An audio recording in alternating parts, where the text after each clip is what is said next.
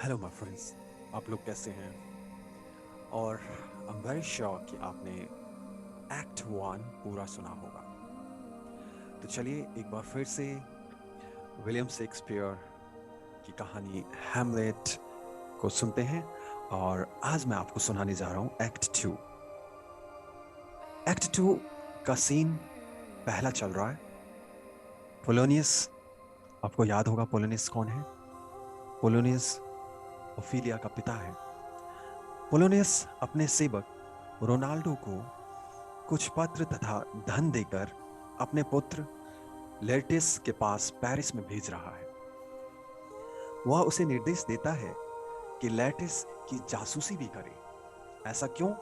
क्योंकि पोलिनियस अपने पुत्र का पेरिस में वास्तविक एक्टिविटीज, क्रियाकलाप को जानने के लिए बहुत ही उत्सुक है कि मेरा बेटा वास्तव में क्या कर रहा है पेरिस में। तो इस चीज को समझाते हुए रोनाल्डो को कह रहा है कि तुम ना केवल ये पत्र और ये पैसा मेरे बेटे को देना, बल्कि उस पर निगाह भी रखना, उसकी जासूसी भी करना, ताकि मुझे पता चले कि मेरा बेटा वास्तव में क्या कर रहा है वहां पे। तभी उसी टाइम उसकी बेटी ओफिलिया आती है। वह अत्यंत दुखी है। वो अपने पिता से कहती है कि हैमलेट आया था उससे मिलने के लिए। उसका जो ड्रेस था वो बहुत ही अस्त व्यस्त था, जैसे कि प्रेम विरह में प्रेमियों का होता है।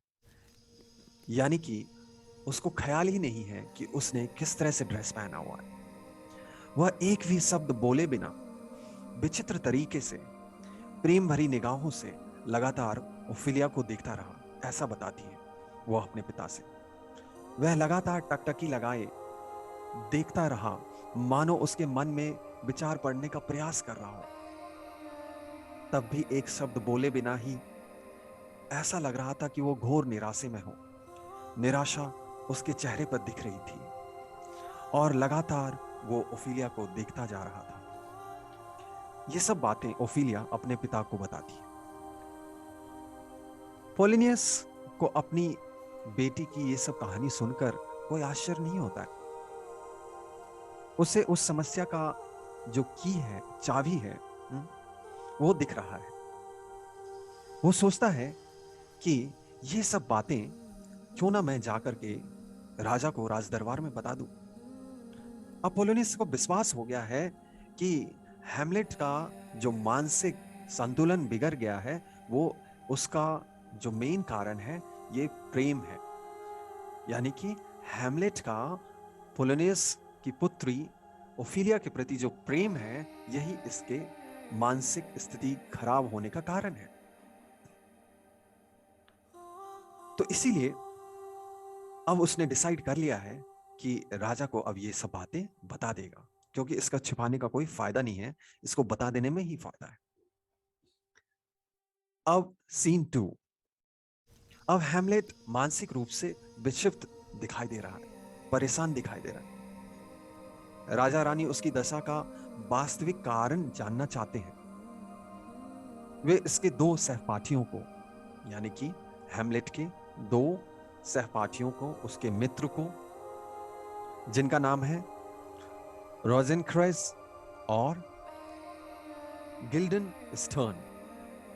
तो जो हैमलेट है, उनके मित्र का नाम रोजेनक्रेंज का स्पेलिंग है ROSENCRANTZ।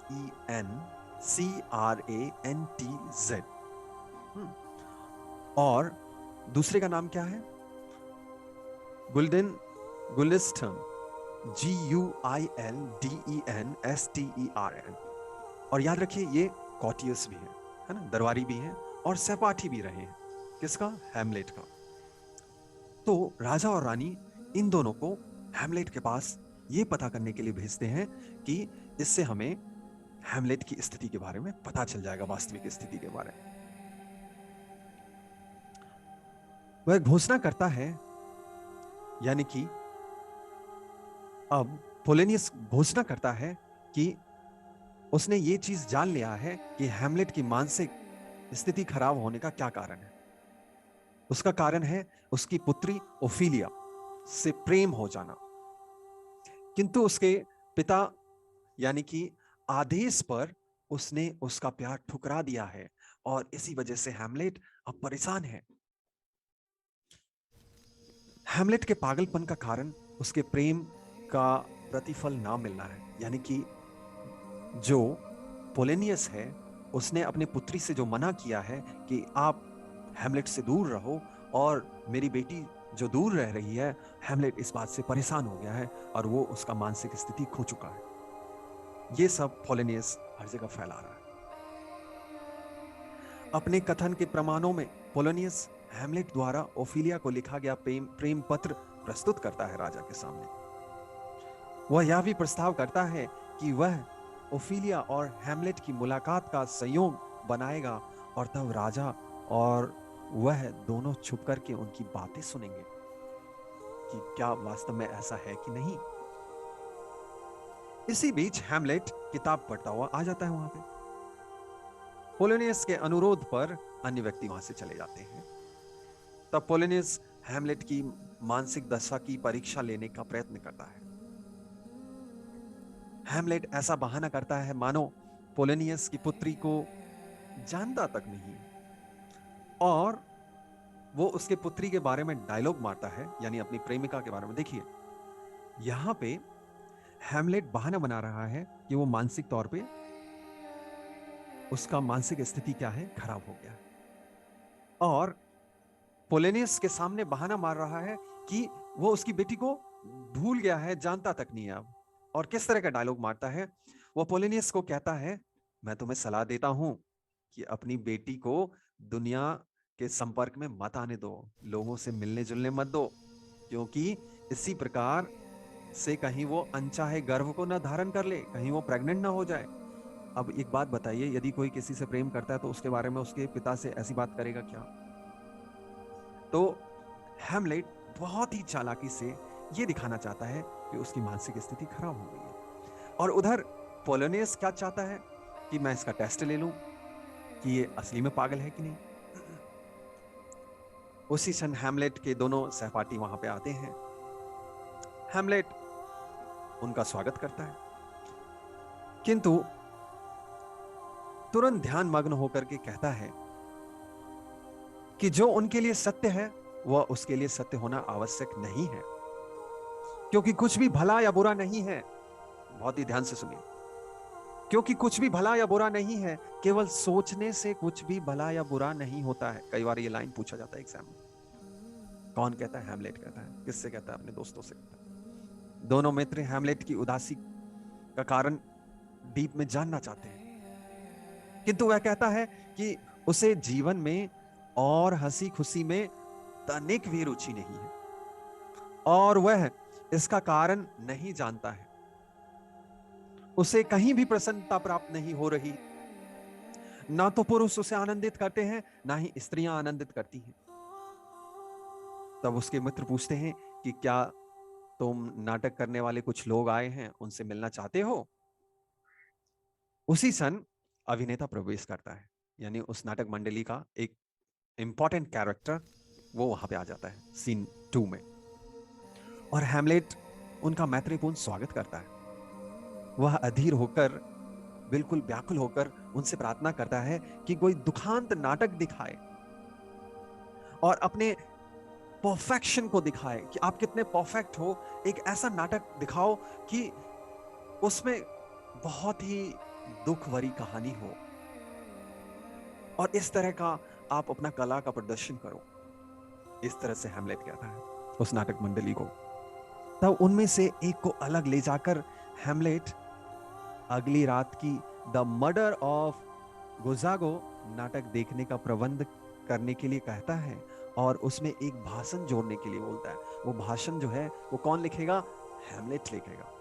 और वो कहता है कि ये भाषण उस नाटक में जोड़ देना जो मैं तुम्हें दूंगा। अकेला रह जाने पर हैमलेट फिर से विचार में खो जाता है और बाकी सब लोग वहां से चल देते हैं। उसे बहुत शर्म आ रही है कि उसने अपने पिता की हत्यारे से बदला लेने के लिए अभी तक कुछ नहीं किया है, किंतु आगे कदम उठाने से पहले वह प्रेत के कथन की सत्यता भी तो जांचना चाहता है। वो ये भी जांच लेना चाहता है कि मैं आगे का एक्शन लूं उससे पहले जो प्रेत ने बताया क्या वो 100% सही है? क्या मेरे पिता के रूप में जो प्रेत आया था क्या वो बात बिल्कुल फैक्ट है? तो मैं इसको कैसे पता करूं? गोजागो जो ड्रामा होगा, गोजागो की जो ट्रेजेडी है, उसका जो उद्देश्य है, उससे मैं इस नाटक के थ्रू पता कर लूंगा। वह नाटक को चूहेदान यानी माउस ट्रैप का काम के रूप में देख रहा है कि जैसे एक चूहा फंस जाता है, वैसे इस कहानी से पूरा क्लियर हो जाना चाहिए मुझे कि हाँ, मेरे पिता का यही हत्यारा है और वो पकड़ा जाना चाहिए। वो क्लॉडियस की अंतरात्मा को पकड़ लेना चाहता है इस नाटक के थ्रू। हैमलेट के पिता की हत्या और हत्यारे से माता के विवाह की नकल का नाटक में थोड़ा सा रूप डाल दिया जाए। माय फ्रेंड, यहां तक एक्ट 2 था। अब हम अगले ऑडियो में एक्ट 3 के सारे सेक्शंस को कवर करेंगे। आपको नाटक कैसा लगा? यहां तक जिस तरह से मैंने इसको एक्सप्लेन किया है, इसमें क्या इंप्रूवमेंट चाहते हैं, आप जरूर लिखें। Thank you so much. God bless you.